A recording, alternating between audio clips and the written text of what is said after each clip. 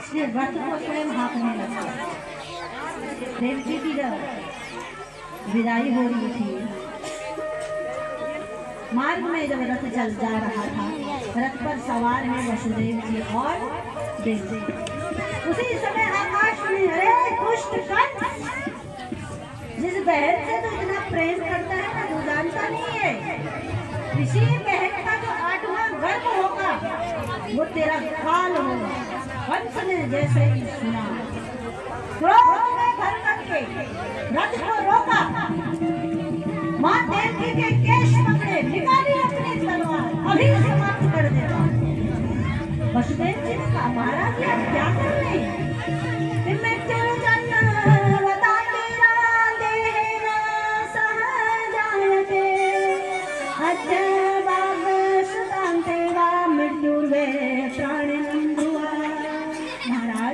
जो जन्म लेते हैं शरीर के साथ ही मृत्यु भी निश्चित होती है।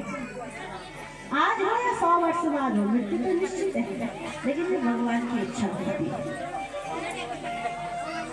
कंस को क्रोध आ गया है, जो मेरे समक्ष बोलता है। वसुदेव जी ने कहा, महाराज मैं अभी आपके सामने प्रतिज्ञा लेता हूँ, आपको मेरे 8वें पुत्र से भय है ना, तो मैं प्रतिज्ञा लेता हूँ, जैसे जैसे हमारे पुत्र होंगे हम आपको ला करके दे देंगे। कंस को विश्वास आ गया, क्योंकि वसुदेव जी कभी असत्य नहीं बोलते थे।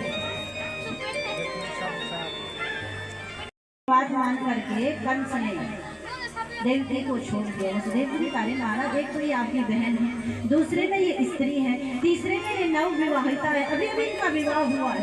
एक स्त्री की हत्या करोगे तो स्त्री हत्या का पाप लगेगा आपको, इसलिए छोड़ दिया, क्षमा कर दिया और रथ को हाँ करके लेके के चला। इधर राजा परीक्षित से कह रहे हैं, राजन ब्रज में रहने वाले नंद आदि गोप गोपियां स्त्री, वसुदेव जी आदि वृष्टिवंशी यादव जो है, देवकी आदि यदुवंश की जो स्त्रियां हैं, नंद वसुदेव दोनों, मगध नरेश जरासंध ने उसकी बड़ी सहायता की, और कंस के जो मित्र थे प्रलंबासुर, बकासुर, चाणूर, तृणावर, अगासुर, मुष्टिक, धेनुक, पूतना, बड़े बड़े राक्षस, बड़े बड़े बलशाली इसके मित्र थे। देवकी और वसुदेव जी को भी कैद खाने में रखा था, जेल में रखा था, बंदी बनाकर।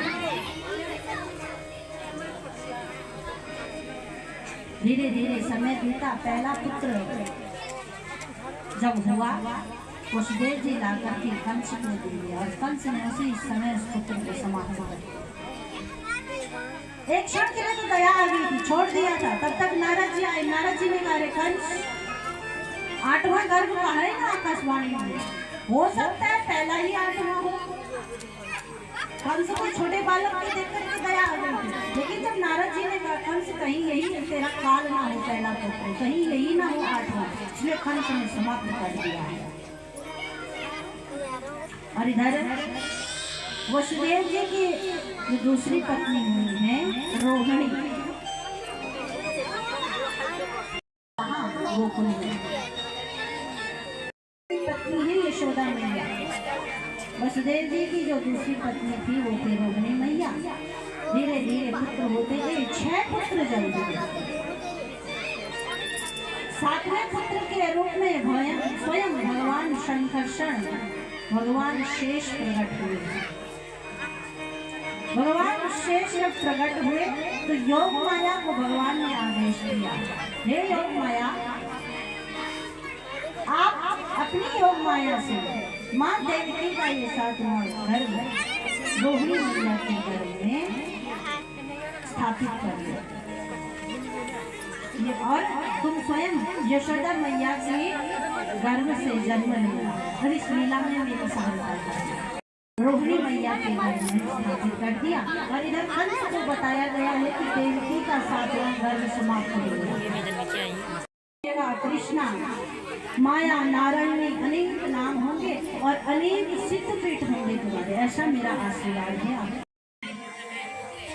देवताओं को जब पता लगा, जैसे ही भगवान ने माँ देवकी के गर्भ में प्रवेश किया, चारों ओर अब आनंद छाने लगा। कंस के दुख से जो सभी लोग दुखी हो रहे थे, संत लोग, ब्राह्मण लोग, भक्त लोग, आज उनको परम शांति का अनुभव हो रहा है। देवता लोग भगवान की गर्व स्तुति करने के लिए हंस परम